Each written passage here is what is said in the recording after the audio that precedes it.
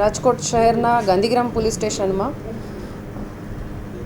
Phoenix assurance private limited કંપનીના MD છે doctor Rashmikant Patel દ્વારા ગુનો નોંધવામાં આવેલો છે.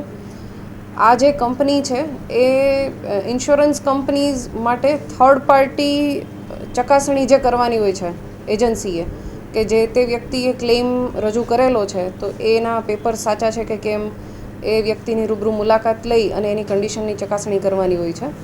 આ ફિનિક્સના જે એમડી છે રશ્મિકાંત પટેલ, એમના ધ્યાન પર આવેલ કે એમની પાસે ક્લેમ આઈસીઆઈસીઆઈ લોમ્બાર્ડ જનરલ ઇન્સ્યોરન્સમાં એક ક્લેમ મયુર છુંછાર નામના વ્યક્તિએ એક ક્લેમ રજૂ કરેલો હતો, જેમાં તેને પેરાલિસિસનો અટેક આવેલો એ પ્રકારના સારવારના કાગળો અને હોસ્પિટલની ફાઇલ રજૂ કરવામાં આવેલી હતી.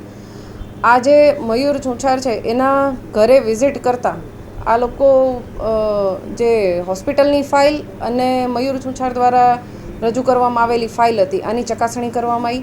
આ બંને ફાઇલમાં જે સારવારના કાગળો હતા એ અલગ પ્રકારના હતા, એટલે એ શંકા ઉપજાવે એવા હતા. સાથે મયુર છુંછારની ઘરે વિઝિટ કરવા ગયા ત્યારે એમના ઘરે ડૉક્ટર અંકિત કાથરાણી કે જે ફિઝિયોથેરાપિસ્ટ છે એ આ જે મયુર છુંછાર છે એમને એક્સરસાઇઝ કરાવતા હતા અને એમણે બધું હેન્ડ રિટન લખીને આપેલું હતું કે આ વ્યક્તિને આટલી આટલી તકલીફ છે અને એના માટે એણે ક્લેમ રજૂ કરેલો છે, એણે સાચા ડોક્યુમેન્ટ રજૂ કરેલા છે.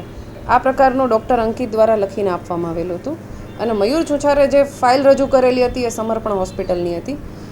હવે આ મયુર છુંછારની હકીકત હતી એમાં એણે એક એમઆરઆઈને એવું કરાવેલું હતું. આ એમઆરઆઈનો સમય અને હોસ્પિટલમાં જે એડમિટ થયો એના સમયમાં વિસંગતતા આવતી હોય, જે રશ્મિકાંત પટેલ અને એમના સાથેના કર્મચારીને શંકા જતા એમણે એમના ઘરની બહાર ખાનગી કપડામાં બેસી અને એના ઘરની બહાર થોડીવાર ચેક કર્યું કે આ વ્યક્તિની હલચલ શું છે.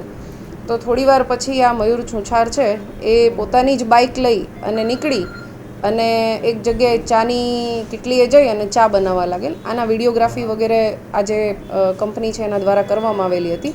કંપની ખરેખર જ્યારે આના ઘરે મયુર છુંછારના ઘરે વિઝિટ કરવા માટે ગઈ ત્યારે આ વ્યક્તિ ચાલી ના શકે એવી કન્ડિશનમાં એણે પોતાની રજૂઆત કરેલી હતી અને એના જે ડૉક્ટર છે ફિઝિયોથેરાપિસ્ટ ડૉક્ટર અંકિત દ્વારા પણ આ જ રીતે લખીને આપવામાં આવેલું હતું કે આ વ્યક્તિ ચાલવા સક્ષમ નથી.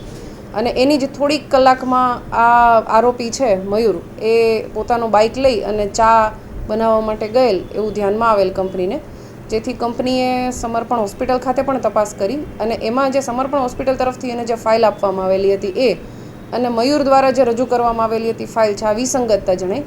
એટલે કંપનીએ તમામ તપાસ કરી અને તપાસના અંતે આ ગાંધીગ્રામ પોલીસ સ્ટેશનમાં છેતરપિંડી, ખોટા દસ્તાવેજો બનાવવા અને આ જ ખોટા દસ્તાવેજોનો સાચા તરીકે ઉપયોગ કરવો અને આ પ્રકારે ગુનાહિત કાવતરું રચી અને ખોટો ઇન્સ્યોરન્સ ક્લેમ મેળવવા માટે 40 લાખનો આ પ્રકારની જે કાર્યવાહી કરેલી હતી મયુર અને અંકિતે મળીને અને એમના વિરુદ્ધ ગુનો દાખલ કરવામાં આવેલો છે. સાથે સાથે સમર્પણ હોસ્પિટલના જે પણ જવાબદાર કર્મચારી કે કોઈ પણ વ્યક્તિ છે એમના વિરુદ્ધમાં પણ ગુનો દાખલ કરવામાં આવેલો છે.